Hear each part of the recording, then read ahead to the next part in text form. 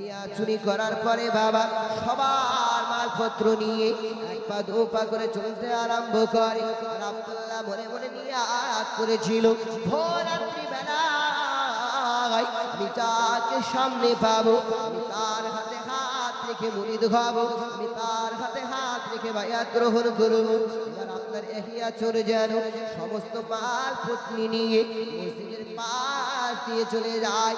আর আপনার আব্দুল্লাহ মসজিদ থেকে বেরিয়ে দেখতে পায় এহিয়া চোর আপনার চলে যায়। আব্দুল্লাহ নিয়াত করেছিল ভোর রাত্রি বেলায় যাকে পাবো আমি তার হাতে হাত রেখে বায়াত করবো। আব্দুল্লাহ দেখতে পায় এহিয়া চোরকে, কিন্তু আব্দুল্লাহ জানে না যে ব্যক্তি চোর, আর এহিয়াও কিন্তু জানে না যে ব্যক্তি আলাদা।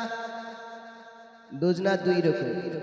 এবার একটু ভালো হবে, দুজনা দুই রকম। এহিয়া চোরও জানে না যে ব্যক্তি ইবাদতকারী, আর আব্দুল্লাহ জানে না যে এহিয়া চোর।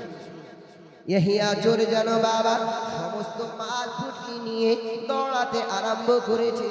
আর আমার আব্দুল্লাহ যেন এহিয়া চোরকে আপনার ডাকতে আরম্ভ করে, ও গো মুর্শিদ,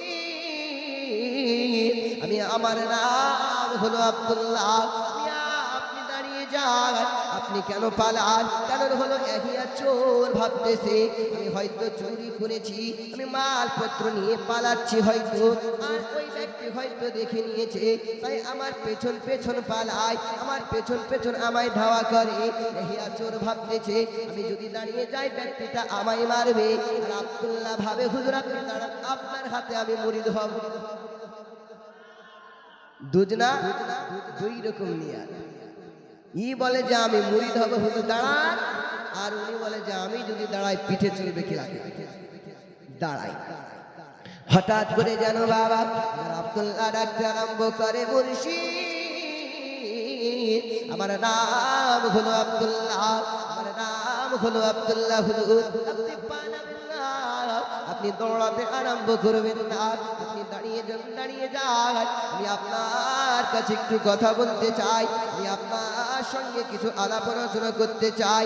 এহিয়া চোর বলতে আরম্ভ করেছে, নিজের স্মরণে এসে যায়, না না না না, হয়তো আমি চুরি করেছি দেখে ফেলেছে, হয়তো এই সব কথা জিজ্ঞাসা করতে পারি, আমি দাঁড়াবো না। এহিয়া চোর আপনার দৌড়াতে আরম্ভ করেছে, এক পা দু পা করতে দৌড়াতে আরম্ভ করে। আব্দুল্লাহ যখন দেখতেছে আর দাঁড়াই না, সঙ্গে সঙ্গে আব্দুল্লাহ দৌড়ের গতিটা বাড়িয়ে দিয়েছে, একটু তেজ দৌড়াতে আরম্ভ করেছে। বাবা দৌড়াতে দৌড়াতে গিয়ে এহিয়া চোরকে আপনার চাবড়ে পাকড়ে ধরে নিল।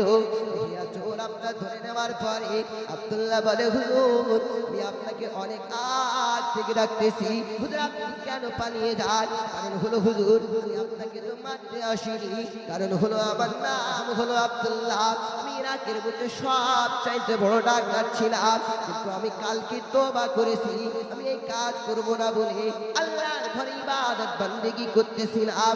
আমি মনে নিয়াত করেছিলাম রাত্রিবেলায় আমি যাকে দেখতে পাবো, রাত্রিবেলায় আমার সঙ্গে যে যাবে তার হাতে হাত রেখে বায়াত গ্রহণ করবো। আপনাকে আমার সামনে পেয়ে গেলাম, এবার আমি আপনার হাতে হাত রেখে বায়াত গ্রহণ করতে চাই।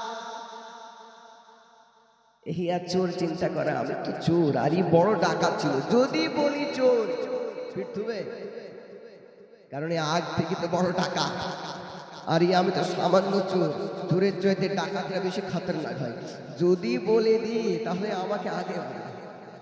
এহিয়া চোর বলছে ঠিক আছে, তো কি করছে আপনি বলো? বলে যে হুজুর আমি তো নিয়াত করেছিলাম আমি ভোর রাত্রে যাকে দেখবো তার হাতে বায়াত গ্রহণ করবো, তো হুজুর এক কাজ করুন আপনি আমাকে বায়াত গ্রহণ করবেন। এহিয়া চোর বলছে আমি তো কিছু জানি না, আমি তো চোর, জানি না কিভাবে কি করে। এহিয়া চোর তার বলছে না এসব কিছু, মনে মনে ভাবছে আল্লাহ কি করবো এবার, আমি তো কিছু জানি না কিভাবে মুরিদ করতে হয়। এবার এহিয়া চোর ঠিক আছে, তুমি যেহেতু আমার ভক্ত হতে যাও, আমার হাতে হাত রেখে বায়াত গ্রহণ করতে চাও, ঠিক আছে তুমি আমার কাছে এসো, আপনার মুরিদ বানিয়ে নিলেন। আর মুরিদ বানানোর পরে এহিয়া চোর আব্দুল্লাহকে শর্ত দিলে, আব্দুল্লাহ আমার ভক্ত শোনো, আমি যেহেতু আমার হাতে হাত রেখে বায়াত গ্রহণ করলে, আজ থেকে আমি তোমার মুর্শিদ, তুমি আমার ভক্ত, তাই আমার আদেশ হলো তুমি এইখানেই দাঁড়িয়ে থাকবে যতদিন আমি এহিয়া না আসি। জোরে বলবেন না? কি শর্ত দিল? যতদিন না আমি এখানে আসবো ততদিন লড়তে পাবে না, দাঁড়িয়ে থাকবে।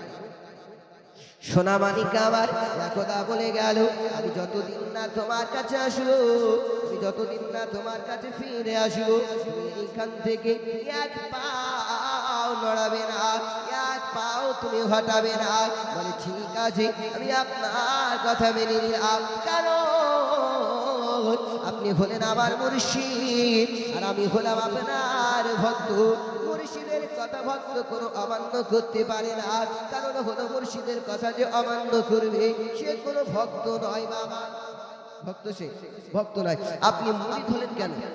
বায়াতের মানে যেটা হয় যে নিজেকে তার কাছে সঁপে দেওয়া, নিজেকে তার কাছে বিলিয়ে দেওয়া। এবার আপনার মুর্শিদ তাকে বলছে এটা করুন, আপনি করছেন, তাহলে কোথায় ব্যর্থ হলেন?